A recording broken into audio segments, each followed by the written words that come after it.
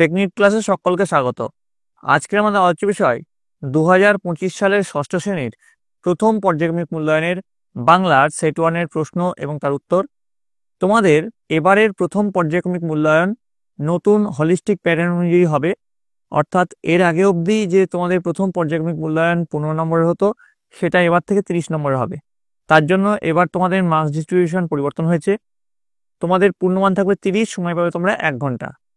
তো যেহেতু তোমাদের মার্কস ডিস্ট্রিবিউশন পরিবর্তন হয়েছে, তার জন্য এবার থেকে তোমাদের পরীক্ষা যে পদ্ধতি সেটা তোমাদের নতুন। এই জন্য তোমাদের কীভাবে মার্কস ডিস্ট্রিবিউশন হবে সেটা আমি এই স্লাইডে দেখিয়েছি। তারপরে আমি তোমাদের প্রশ্নোত্তর পর্বে ঢুকবো। তো ভিডিও শুরু করার বলে রাখি, তোমরা যারা চ্যানেল নতুন আছো তারা অবশ্যই চ্যানেলটিকে সাবস্ক্রাইব করে দিও এবং পাশে থাকা বেল আইকনটি প্রেস করে দিও। তো দেখো, প্রথমে তোমার সিলেবাসটা দেখে নাও। সিলেবাসে রয়েছে সাহিত্যমেলা থেকে ভর দুপুরে, সেনাপতি শঙ্কর, পাইন দাঁড়িয়ে আকাশে নয়নতুলি, মন ভালো করা, পশু পাখির ভাষা, ঘাস ফড়িং, কুমোরে পোকার বাসাবাড়ি, হজবরল থেকে আছে 1 থেকে 14 পাতা, আর ভাষাচর্চা থেকে আছে বিসর্গ সন্ধি আর শব্দের গঠন। এবার দেখো তোমাদের যেটা নতুন হলিস্টিক প্যাটার্ন অনুযায়ী যে মার্কস ডিস্ট্রিবিউশন সেটা একবার দেখে নাও। দেখো তোমাদের যে মার্ক ডিস্ট্রিবিউশন আছে সেটা কেমন হতে চলেছে। দেখো, গদ্য থেকে যেটা তোমাদের রয়েছে সেনাপতি শঙ্কর, পশু পাখির বাসা, কুমোরে পোকার বাসা বাড়ি। কবিতা থেকে রয়েছে ভর দুপুরে, পাইন দাঁড়িয়ে আকাশে নয়নতুলি, মন ভালো করা, ঘাস ফড়িং। হজবরল থেকে 1 থেকে 14 পাতা, আর ভাষাচর্চা থেকে রয়েছে বিসর্গ সন্ধি শব্দের গঠন। এবার তোমাদের দেখো এমসিকিউ থাকবে, তোমাদের 5টা এমসিকিউ থাকবে।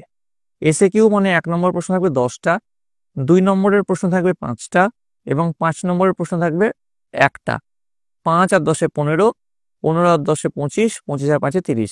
এভাবে তোমাদের 30 নম্বরের পরীক্ষা হবে। দেখো তোমাদের প্রথমে যে প্রশ্ন কিরকম, নিচের প্রশ্নগুলি উত্তর বেছে লেখো। 1 গুণ 5 সমান 5। প্রথম প্রশ্ন দেখো 1.1। শঙ্কর রাতে স্বপ্ন দেখে বাজ পাখি নাকি শঙ্খচিল নাকি এমু পাখি ডানা মেলে উড়ে বেড়ায়। উত্তর হবে এমু পাখি। পরের প্রশ্ন 1.2। ভর দুপুরে কবিতাটি লিখেছেন শক্তি চট্টোপাধ্যায়, অরুণ মিত্র নাকি নীরেন্দ্রনাথ চক্রবর্তী। এর যেটা সঠিক উত্তর সেটা হচ্ছে নীরেন্দ্রনাথ চক্রবর্তী। নেক্সট প্রশ্ন, মন ভালো করা রোদ্দুর, বাবুই, মাছরাঙা, উট পাখি নাকি ময়ূরের গায়ের মতো। উত্তর হচ্ছে মাছরাঙা। নেক্সট, মরুতটে দাঁড়িয়ে রয়েছে পাইন নাকি পাম নাকি খেজুর গাছ। উত্তর হয়েছে মরুতটে দাঁড়িয়ে রয়েছে পাম গাছ। নেক্সট 1.5। অ র র ডাক শুনে মানুষের কাছে আসে ছাগল, হাঁস, মুরগি। উত্তর হচ্ছে ছাগল। পরের প্রশ্ন, নিচের প্রশ্নগুলোর এক কথায় উত্তর দাও। 1 গুণ 10 সমান 10। প্রথম যে প্রশ্ন 2.1। শক্তি চট্টোপাধ্যায় কোন কলেজের ছাত্র ছিলেন। উত্তর লিখবে শক্তি চট্টোপাধ্যায় কলকাতার প্রেসিডেন্সি কলেজের ছাত্র ছিলেন। নেক্সট 2 নম্বর, ভর দুপুরে কবিতায় দুপুরবেলায় লোকগুলো কি করে। উত্তর লিখবে ভর দুপুরে কবিতায় দুপুরবেলায় লোকগুলো যে যার ঘরে ঘুমাচ্ছে। পরের প্রশ্ন, শঙ্কর কিসের স্বপ্ন দেখে। উত্তর লিখবে শঙ্কর শঙ্খচিল পাখিদের মতো আকাশে ভেসে বেড়ানোর স্বপ্ন দেখে। নেক্সট দেখো 2.4। হজবরল বইটির নামে বাংলা বর্ণমালাকে এভাবে সাজানোর অর্থ কী।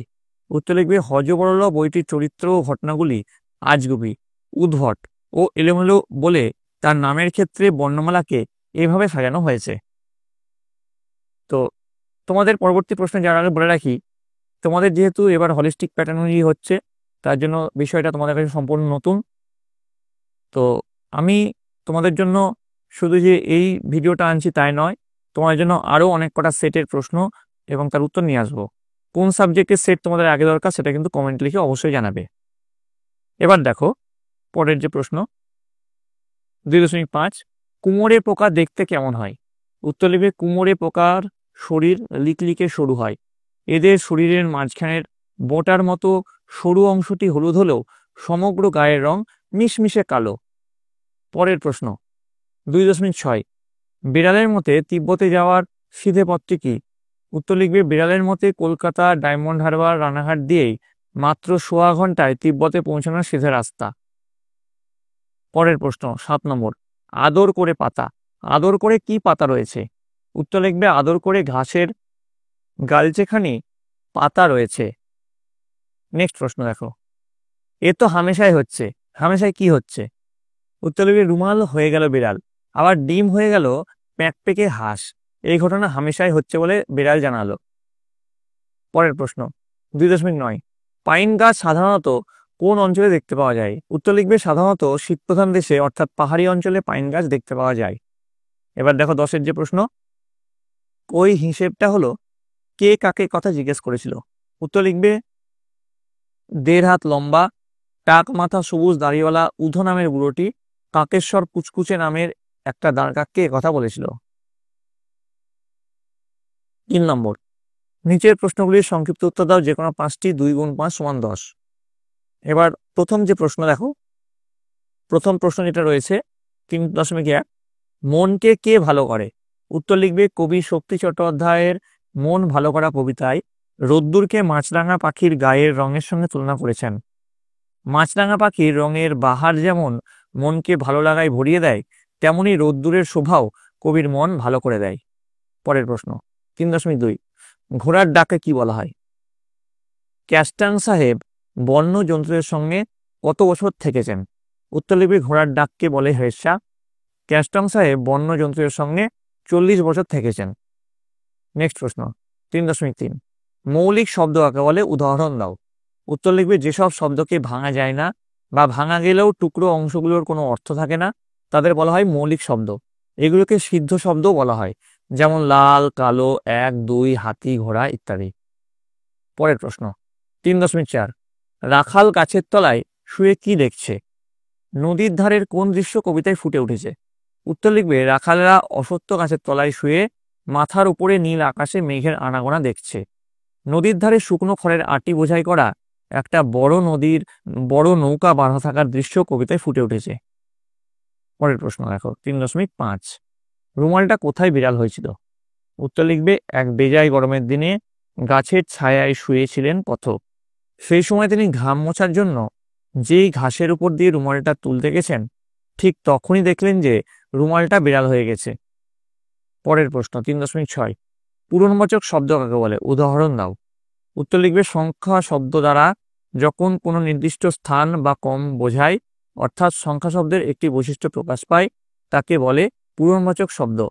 যেমন পঞ্চম দিন, 12 দাগের অঙ্ক, 25শে বৈশাখ, একবিংশ শতাব্দী ইত্যাদি।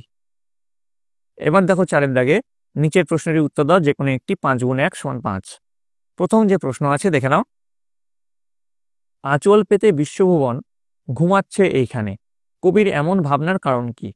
উত্তর লিখবে ভর দুপুরে কবিতায় কবি নীরেন্দ্রনাথ চক্রবর্তী এক অলস শান্ত গ্রামে দুপুরের ছবি এঁকেছেন।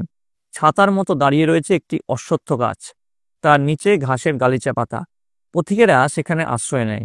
দূরে মাঠের মাঝে গরু বাছুরকে চড়তে দিয়ে এক রাখাল গাছের নিচে শুয়ে আকাশ দেখছে।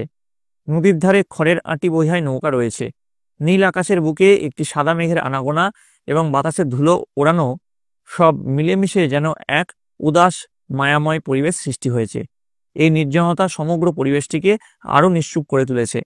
কবির তাই মনে হয়েছে বিশ্ব প্রকৃতিও যেন সবকিছু ভুলে তার সবুজ আঁচলখানি বিছিয়ে গভীর ঘুমে আচ্ছন্ন হয়ে পড়েছে। মানুষ আর প্রকৃতি যেন একই সঙ্গে পাড়ি দিয়েছে ঘুমের দেশে। তাই কবি লিখেছেন আঁচল পেতে বিশ্বভুবন ঘুমাচ্ছে এইখানে। ঠিক আছে, এবার দেখো পরবর্তী যে প্রশ্ন সেটা দেখে নাও। 4.2, কবির সঙ্গে ঘাসফড়িংয়ের নতুন আত্মীয়তা কিভাবে গড়ে উঠেছিল? উত্তর লিখবে কোনো এক ঝিরঝিরে বৃষ্টির দিনে বৃষ্টি শেষে কবি ভিজে ঘাসে পা রাখা মাত্র তার দেখা হয়ে যায় এক সবুজ ঘাসফড়িংয়ের সঙ্গে। ঘাসফড়িংটিও বোধহয় কবির মতোই বৃষ্টি ভেজা সবুজ ঘাসের নরম স্পর্শ নেওয়ার জন্য ঘাসে ঘাসে উড়ে বেড়াচ্ছিল। বৃষ্টি ভেজা সবুজ ঘাসের মধ্যেই কবির সঙ্গে ঘাসফড়িংটির প্রথম দেখা হলো। সেই প্রথম দেখাতেই তাদের মধ্যে বন্ধুত্ব হয়ে গেল।